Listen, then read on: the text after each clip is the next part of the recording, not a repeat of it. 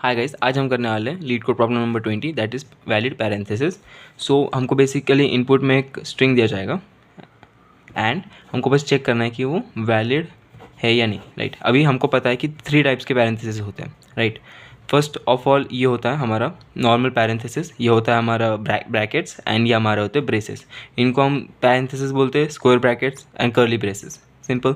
सो ऐसा है कि अगर मेरे पास एक ओपनिंग पैरेंथेसिस है तो उसके से मतलब उसके ऑपोजिट में क्लोजिंग पैरेंथेसिस होना चाहिए। मतलब ये कि ऐसा है और अगर ऐसा है और ऐसा है तो ये वैलिड नहीं है, क्योंकि इससे पहले मतलब ये चीज़ से पहले मेरा ऐसे होना चाहिए, क्लोजिंग स्क्वायर ब्रैकेट भी आना चाहिए। और अगर मैं इसमें पैरेंथेसिस लगा दूँ तो ये भी वैलिड नहीं है। इसके लिए यहाँ पे भी पैरेंथेसिस होना चाहिए क्लोजिंग, मतलब कि कोई भी ब्रैकेट है उसको पहले क्लोज होना चाहिए, फिर उसके लेफ्ट साइड वाला जो ब्रैकेट है वो क्लोज होना चाहिए। इसके पहले अगर ये वाला लेफ्ट साइड वाला पहले क्लोज हो गया तो मतलब ये वैलिड नहीं है। बेसिकली ये है और ये वैलिड नहीं है।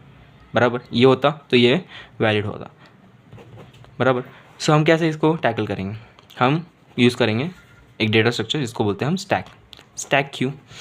स्टैक पुश जब करता है तो वो एलिमेंट जो होता है वो मतलब अगर टॉप पे रखा है मैंने, ठीक है, तो अगर मैं पॉप करूँगा तो मेरे को टॉप मोस्ट एलिमेंट मिलेगा। राइट, अगर मैं पुश करते जाऊँगा पुश करते जाऊँगा तो जो मैंने फर्स्ट एलिमेंट डाला था वो यहाँ पे बॉटम में होगा और उसके ऊपर होंगे जो भी बाद में एलिमेंट्स पुश करे थे वो होंगे उसके ऊपर। राइट, तो अगर मेरे को टॉप मोस्ट एलिमेंट चाहिए तो मेरे को स्टैक का यूज़ करना पड़ेगा। तो यहाँ पर भी हम अगर देख सकते हैं, अगर मैं एक स्टैक देख रहा हूँ, ठीक है, मैं अगर स्टैक यूज़ कर रहा हूँ, सीधा हम कोड पे ही जंप कर लेंगे, वो जैसे अच्छे समझ में आ जाएगा कि स्टैक के हम ऑपरेशंस यूज़ कैसे कर रहे हैं और स्टैक क्यों इस क्वेश्चन के लिए सबसे ऑप्टिमल डेटा स्ट्रक्चर है। ओके, सो ये मतलब ये तो हमको देख के पता चल रहा है कि हाँ इसका आउटपुट तो ट्रू ही आएगा। सिंपल ये देख लेते हैं। हमने ये हैश मैप यूज़ किया है कि जब भी ये आएगा मतलब क्लोजिंग पैरेंथेसिस आएगा, आप उसको ओपनिंग पैरेंथेसिस से कन्वर्ट कर देना। क्लोजिंग ब्रेसेस आएगा तो उसको ओपनिंग ब्रेसेस से, क्लोजिंग स्क्वायर ब्रैकेट तो उसको ओपनिंग स्क्वायर ब्रैकेट। अपने आप आपको समझ में भी आ जाएगा कि ऐसा क्यों किया। उसके बाद में मैं हर एक कैरेक्टर में जाऊंगा जो भी स्ट्रिंग एस में होगा। स्ट्रिंग ऐसे भी हमको पता है ये string is made up of characters. So जब मैं लूप लगा रहा हूँ फॉर लूप तो मैं उसके कैरेक्टर बाय कैरेक्टर जा रहा हूँ ना स्ट्रिंग के। तो बस मैं ये चेक करूँगा, पहले तो मैं चेक करूँगा कि स्टैक की साइज़ 0 है कि नहीं। अगर स्टैक की साइज़ 0 है मतलब ऑब्वियसली मैं उसमें देख ही नहीं पाऊँगा ना कि टॉप मोस्ट एलिमेंट क्या है, तो मैं सिंपली उसको सिर्फ पुश कर दूँगा। जो भी अभी करंट एलिमेंट है मैं उसको पुश करूँगा। देखो ये मैं ये एग्जांपल दे के समझाता हूँ। सो ये ऐसा ऐसा ऐसा ऐसा और ऐसा। राइट, ये हमारा इनपुट है। स्टैक में मैं पहले स्टैक एम्प्टी है, फिर मैं ये कैरेक्टर पे, ठीक है, ये कैरेक्टर पे हूँ। सो स्टैक एम्प्टी है तो फिर मैं क्या करूँगा, स्टैक में ये पुश कर दूँगा सिंपली। राइट, फिर वापस से आइटरेट होगा। उसके बाद में क्या होगा, ये कैरेक्टर है, मैं यहाँ पे जाऊँगा, एल्स में जाऊँगा, क्योंकि अभी स्टैक एम्प्टी नहीं है, स्टैक की अपना क्या बोलते हैं साइज़ 1 है। राइट, तो स्टैक एम्प्टी नहीं है। उसके बाद मैं एल्स में जाऊँगा, एल्स में मैं बस चेक करूँगा कि जो स्टैक का टॉप है that equals to M of I. अब एम ये कैसे देखो, अभी ये है मैंने एम ऑफ आई मतलब एम ऑफ ये कैसे क्या होना चाहिए, ऐसे होना चाहिए। बराबर। सो इसका मतलब ये हो गया कि ये था भी क्या, नहीं था। बराबर, तो ये होएगा ही नहीं। इसके बाद में हम सीधा एल्स में आ जाएंगे और एस टी डॉट पुश कर देंगे, मतलब ये भी इसके अंदर चला जाएगा। ठीक है, सारे क्लोजिंग ब्रैकेट्स हम स्टैक के अंदर डालेंगे, मोटा मोटा ये कहने का मतलब है। फिर हम यहाँ पे आएंगे, फिर वापस ये सारा काम होगा, फिर वापस ये होगा और फिर वापस से हम स्टैक के अंदर पुश करेंगे, फिर हम यहाँ पे आ जाएंगे। तो अभी मेरे स्टैक में क्या है देखो, पहले ये डाला था, फिर मैंने ये डाला और फिर मैंने डाला था ये ब्रैकेट। बराबर, अब काम की बात है। अब मैं देखूंगा कि जब मैं वापस से आया कैरेक्टर पे, नेक्स्ट कैरेक्टर, अब कौन सा कैरेक्टर है, ये स्क्वायर ब्रैकेट वाला। ठीक है, अब फिर मैं देख रहा हूँ कि स्टैक का अगर टॉप जो है एलिमेंट है ना, टॉप का जो एलिमेंट ये इक्वल टू है कि एम पी ऑफ आई। अब M P of I that is this thing. Right, ये character M P of I मतलब ये, sorry my bad, closing bracket से मैं डील कर रहा था ना, क्योंकि अभी क्लोजिंग ब्रैकेट चल रहे थे। सो ये जो क्लोजिंग ब्रैकेट है, ये जो क्लोजिंग ब्रैकेट है उसकी वैल्यू क्या थी, ये ओपनिंग ब्रैकेट। सो क्या स्टैक का टॉप ओपनिंग ब्रैकेट के इक्वल है क्या नहीं? सो यस, इस केस में ओपनिंग ब्रैकेट के इक्वल है वो, तो मैं क्या करूँगा, स्टैक में से वो कैरेक्टर उड़ा दूंगा। मतलब ये कि मैं ये पॉप कर दूंगा। तो अब स्टैक कैसे बन गया, अब स्टैक बन गया ये, अब मतलब एम्प्टी, ये नहीं हटा, ये मैंने पॉप कर दिया था ना, ये वाला पॉप कर दिया, फिर ये 2 बच गए। उसके बाद में वापस होगा, अभी कैरेक्टर में क्या है, अभी देखो एम पी ऑफ ये जो भी कैरेक्टर चल रहा है और क्लोजिंग ब्रेसेस का।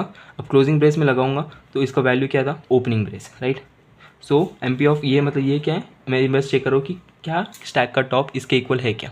सो यस, स्टैक का टॉप दोनों इक्वल है। तो अगर दोनों इक्वल है तो मतलब क्या, मैं पॉप ऑपरेशन परफॉर्म करूँगा, मतलब स्टैक में से उड़ा दूंगा। अब स्टैक क्या बचा, स्टैक में बचा खाली ओपनिंग पैरेंथेसिस, राइट। फिर मैं वापस आऊँगा और फिर आप अभी क्या है, अभी एक क्लोजिंग पैरेंथेसिस है। फिर मैं चेक करूँगा कि M P of closing parenthesis, तो उसकी वैल्यू क्या हो गई, उसकी वैल्यू हो गई हमारी ओपनिंग पैरेंथेसिस, राइट। सो मैं देखूंगा कि स्टैक का जो टॉप है वो ओपनिंग पैरेंथेसिस के इक्वल है कि नहीं। अगर हाँ ये दोनों इक्वल है तो मैं इसमें से उड़ा दूंगा ये भी कैरेक्टर। तो कैसे हुआ, अभी बचा हमारे अंदर कुछ नहीं बचा, राइट। स्टैक एम्प्टी हो गया, फॉर लूप भी खत्म हो गया। फिर बस हम चेक कर रहे हैं कि stack dot size equals to 0। अगर ये ट्रू रहा, इसका मतलब क्या हो गया, इसका मतलब ये जो करंट स्ट्रिंग है वो वैलिड है, that is a valid parenthesis. ये क्वेश्चन है कि ये आउटपुट क्या देगा, ट्रू रिटर्न करके देगा कि ये जो स्ट्रिंग आपने दी है हाँ वो उसमें सारे पैरेंथेसिस वैलिड है। ऐसा ये तभी होगा जब स्टैक एम्प्टी होगा। अब ये समझो मैं सिर्फ ये ले लूँ ये और ये, ठीक है, ये इनपुट लूँ। स्टैक के अंदर क्या रहेगा, मैंने जैसे बोला क्लोजिंग पैरेंथेसिस हम डालती जाएंगे तो ये तीनों चलेगा।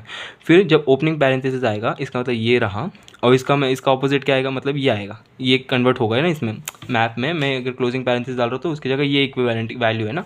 सो ये वैल्यू मैं चेक करूँगा, तो बस चेक करेगा कि क्या ये इक्वल्स टू है इसके, दैट इज़ फॉल्स। सो मैं क्या करूँगा, मैं करूँगा एस टी डॉट पुश, मतलब ये भी डाल दूंगा मैं, मतलब स्टैक के अंदर क्या होगा, ये होगा, ये होगा, ये होगा एंड ये होगा, ऐसा हमारा स्टैक होगा। फिर लूप के हम बाहर चले जाएंगे और फिर बस हम देखेंगे कि स्टैक की हम साइज़ देखेंगे, स्टैक की साइज़ क्या है, स्टैक की साइज़ 0 से ज़्यादा है, इसका मतलब क्या, ये वैलिड पैरेंथेसिस है क्या, नहीं है, राइट। तो ये रिटर्न करके देगा फॉल्स।